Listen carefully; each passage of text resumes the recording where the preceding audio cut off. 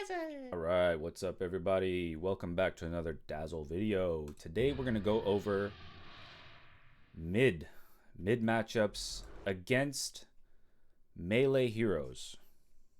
Mid matchups against melee heroes. In this case, it's going to be an Ember Spirit.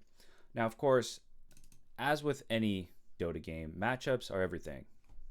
What heroes on the other team, what playstyle they're going for is everything. But this is a very general kind of concept that you can abuse in a lot of your games if you play Dazzle mid.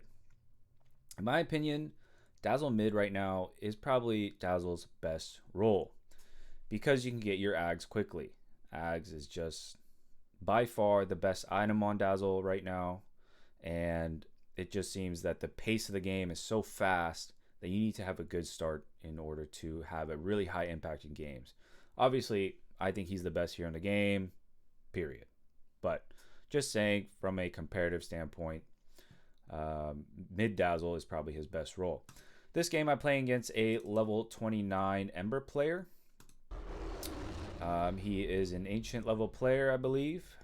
He's a mid player and probably plays Ember Spirit as more of like a divine level, but he's not a scrub or anything like that.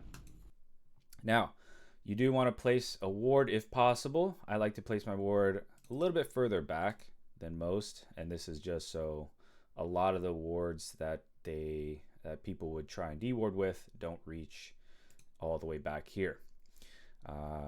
So try not to ward too close to the river. You can if you want to, of course. The more vision, the better, but just know in a lot of high MMR brackets, they're going to be dewarding that right away. So it's important that as a mid Dazzle you check everyone's items.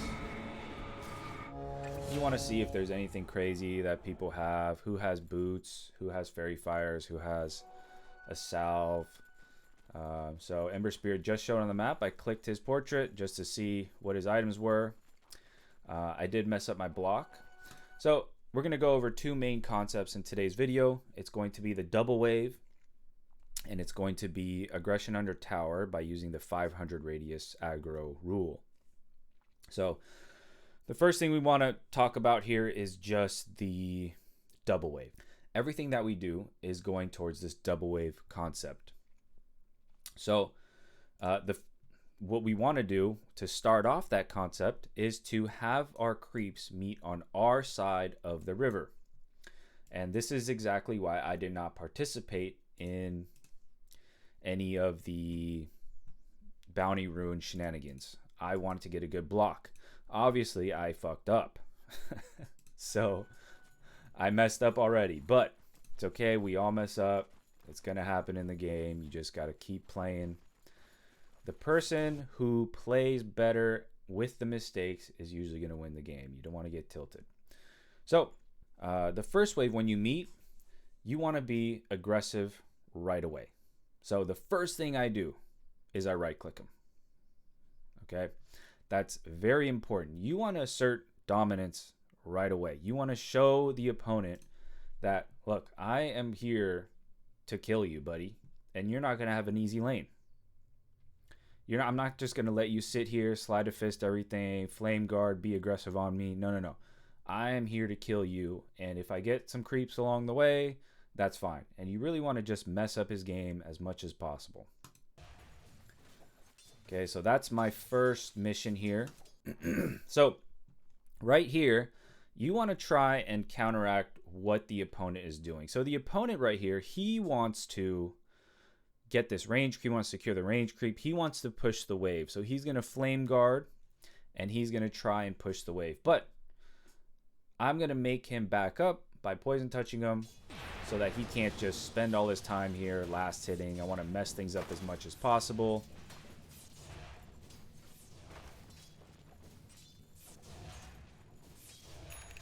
Okay, I got kind of unlucky with this range creep. I hit him with my poison touch, so he's in deny range. But overall, this is a great wave for me. His HP is very low. He's probably like less than half HP, and I got a bunch of denies off. He did not get a lot of last hits. So I'm going to end up with 3 last hits. He's going to end up with 1. Okay, and that was all because he couldn't come up and just get the range creep for free, right? So you want to be aggressive right away. Now, starting from the second wave, you want to start thinking about the double wave. So as you can see, I pulled the creeps back on my cliff on purpose, just so that the new creep wave can meet way closer to my tower.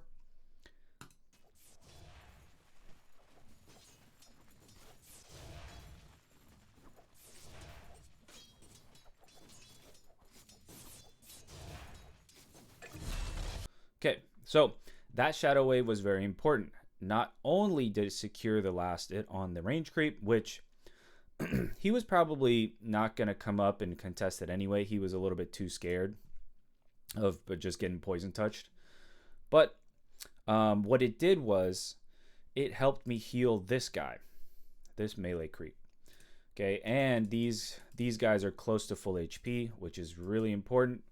We're thinking ahead 30 seconds here, so we really want to keep these creeps alive. And then now what I want to do is just pull these creeps back again into this space right here so that he can't come up and aggro them for free.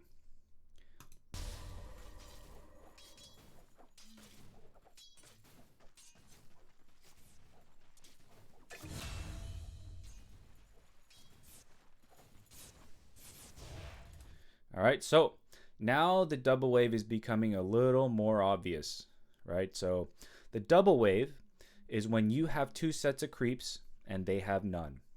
That's the double wave. So right now I have a full set of creeps, almost at full health, and then I have another set coming up, and they're gonna meet right here. So here it is. This is the double wave. This is the dream scenario. Now, as soon as they meet, you want to start thinking about diving the tower. Remember, you've been setting this up. So this is something that you've been planning for. It's not like you're just reacting to this. You want to poison touch them right about now. And why is that? Because his creeps, his 4 creeps right here, are going to die within 5 seconds. Maybe just around 5 seconds. And that sounds really, really short. Usually creep waves survive for much longer. But you have a shadow wave, and you have double the creeps attacking his creeps. And you're going to poison touch so that some of his creeps get hit by poison touch. So they're going to die extremely quickly. And you want to be in a position where he's surprised at how fast the creeps have died, and you have been ready for it. So you want to poison touch this right away, get a couple hits in, and then by the time he reacts and goes, oh shoot, my creeps are dead, he's going to dive me under tower. By that time, you have already been hitting him a couple times, and now he's basically super slow and he can't run away.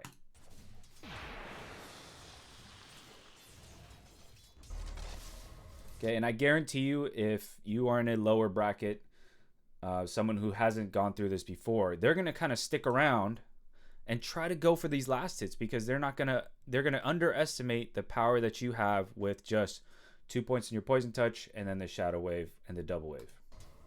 But he smartly backs up, so I don't get the kill right away.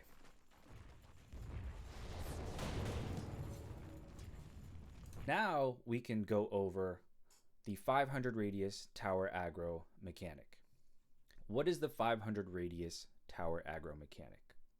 Simply put, if you issue an attack command on an enemy hero outside of 500 range of the tower, which is around what I'm standing right now, this distance, and then your hero walks up and hits the hero, no matter how close to the tower you are, it's not going to pull tower aggro.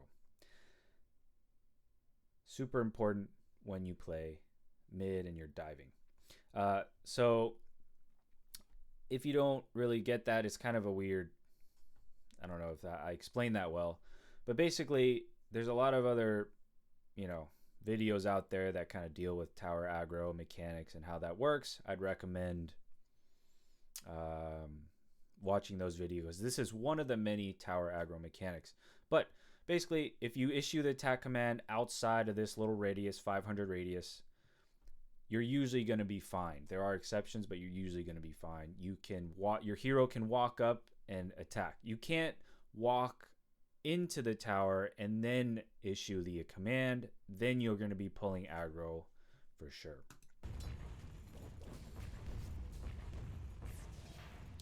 Okay, so now what I want to do here is think about the next wave, because remember, there's another wave coming. It's 139 in about 5 seconds. The waves are going to be in the river. What I want to do here is repeat the concept that got us here in the first place, which is the double wave concept. I want to keep my creeps alive with my shadow wave, harass him with right clicks, and then when poison touches up, be aggressive on him under tower.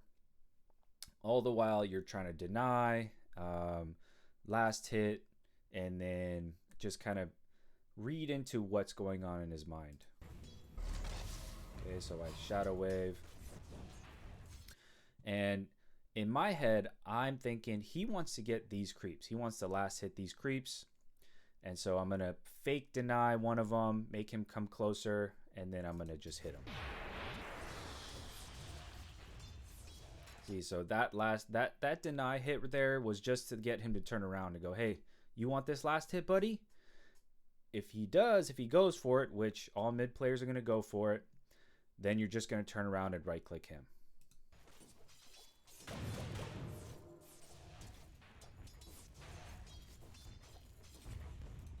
All right, so that was really important. I clicked him, I A clicked him, I right clicked him out here, outside of the 500 radius. And you're going to see my hero walk in and then issue the command. But because I issued the command over here, it's not going to get the tower aggro onto me.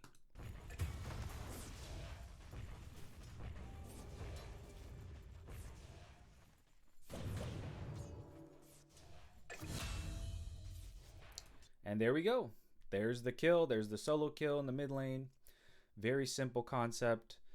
This is a very reliable way to get a solo kill in the mid lane. Dazzle is one of the best suited heroes for getting solo kills in the mid lane because you have Shadow Wave and Poison Touch. Poison Touch is a great tower diving mechanic because it's infinite damage over time if you just right click them.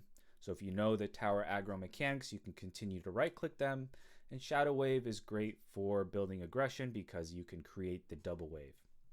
Just a quick note on last hits here. So I have 10 last hits, 2 denies. He has 2 last hits, 1 deny. The reason he hasn't been able to last hit as well this game was because he's been under a lot of pressure. So he has to focus on me, trying to attack him, and what I'm trying to do to him, as well as lasting the creeps, denying my creeps. So he's basically spending all his time trying to run away from me.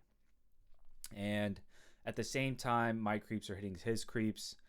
His tower is hitting my creeps. So it's just really hard for him to focus on 2 or 3 different things at once instead of just focusing on last hitting and denying. So even if I didn't get the solo kill, it would have been great for me because Dazzle is a very easy hero to last hit with because of Shadow Wave. You could just nuke the wave really, really easily.